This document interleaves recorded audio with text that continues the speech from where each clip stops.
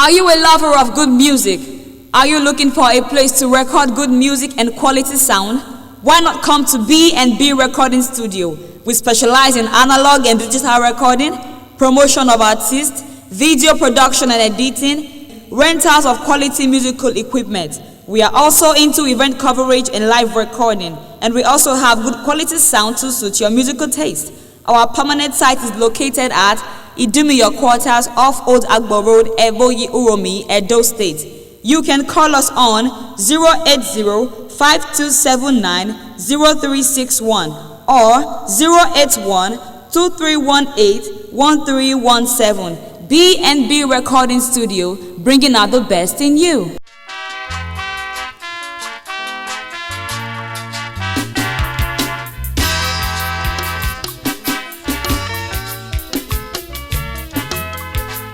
Swaka swalilo etaya o ikela ni makwekwo waparole wagele swaka swalilo ivyomado ikela ni makwekwo waparole wagele o akasa ndo blawo keno yeba gona ga chemiria osage makon ajasa ndo blake yera gonna ga piria o sege magba do swaka soli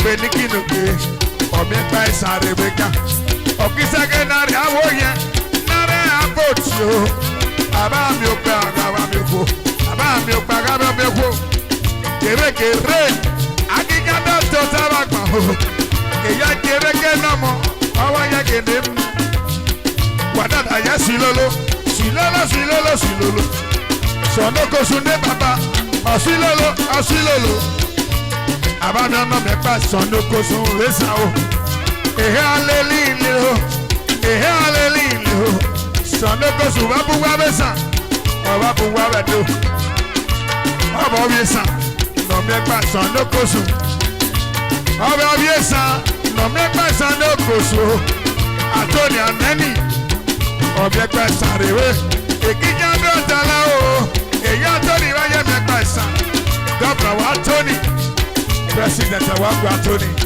pírẹsidẹ̀ntì wa tóní ti gọ́vnà wa tóní àtọ́ni náírà mẹ́ o àtọ́ni náírà mẹ́ o àtọ́ni náírà mẹ́ àtọ́ni ànáni náírà mẹ́ wẹ́yì gọ́vnà lọ́dọ̀ gbogbo nẹ́sà wẹ́yì pírẹsidẹ̀ntì o lọ́dọ̀ mẹ́gbà ìsà agbọ́dùwẹ̀ mẹ́gbà ìbá mẹ́gbà dà soso ẹlẹ́yẹ̀dẹ́ ọ̀lẹ́yẹ̀dẹ́ ọ̀lẹ́yẹ̀dẹ́ ọ̀lẹ́yẹ̀dẹ́ ooo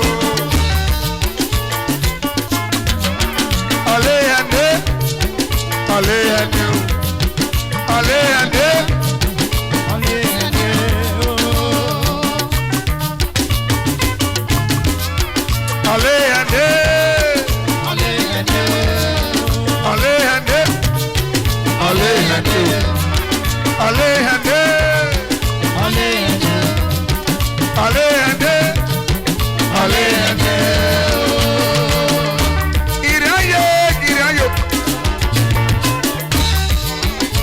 Iraye, I did it, I'm a mile. Sonny Namo, double, Shango, Namo, Shango Namo, run away one. Iraye. Irayo,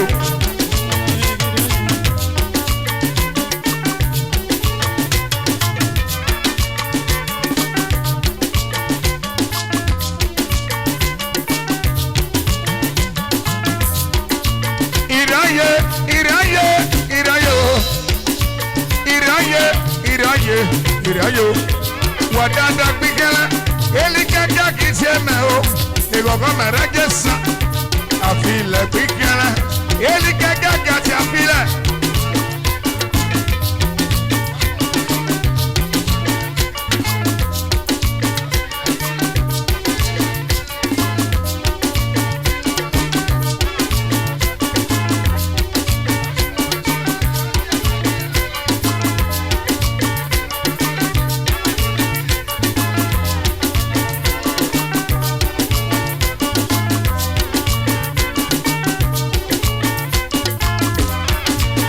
Oniwaro kanji no aregimeo. Ewoloye. Oniwaro kanji aregimeo. Waregime moloye. Oniwaro kanji aregimeo. Iraye. Oniwaro kanji aregimeo.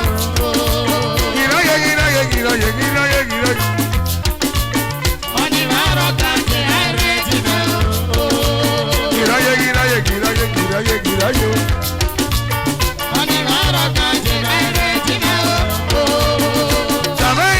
Tamay papa.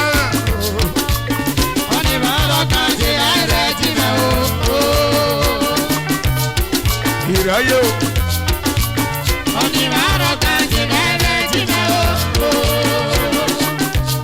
Malo dage.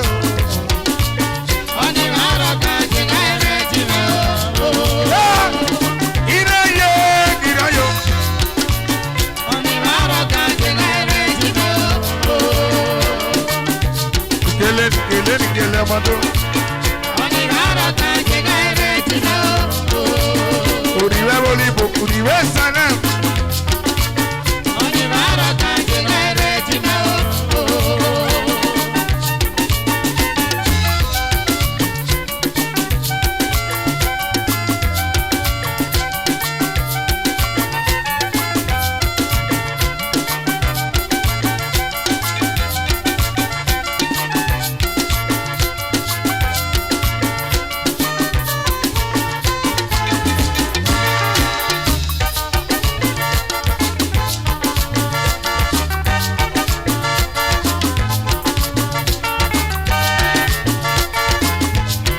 Nigeria.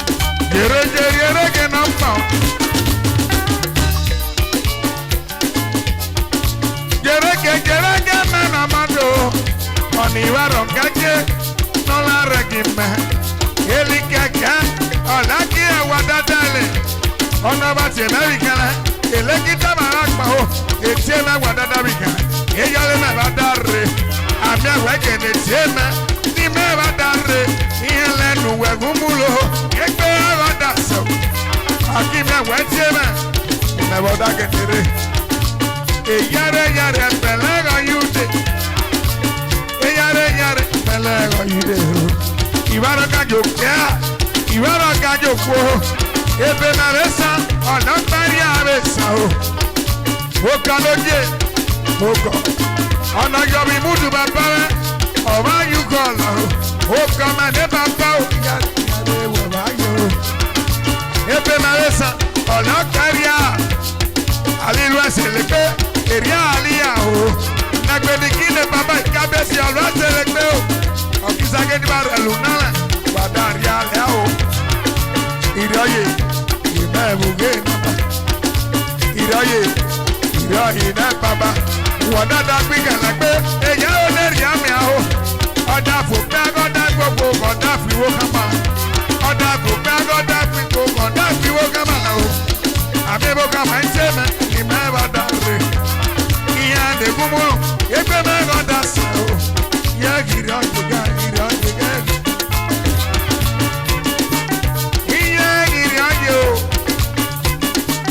iya gira yo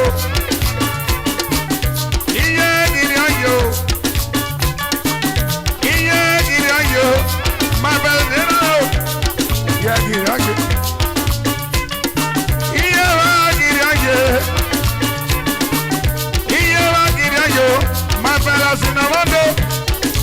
ìrọ̀yè.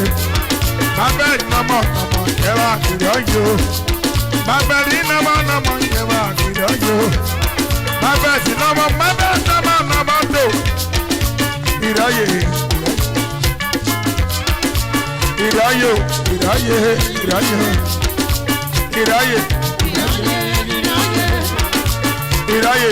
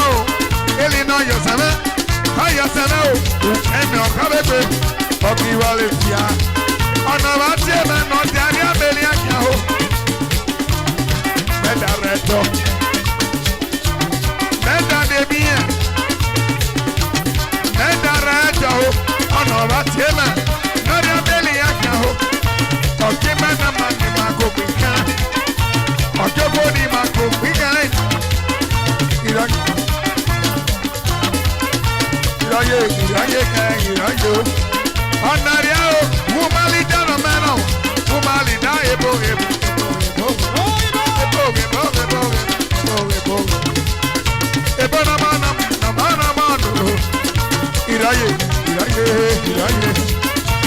ìráyè ìráyè ìráyè ìráyè ìráyè ìráyè ìráyè ìráyè ìráyè.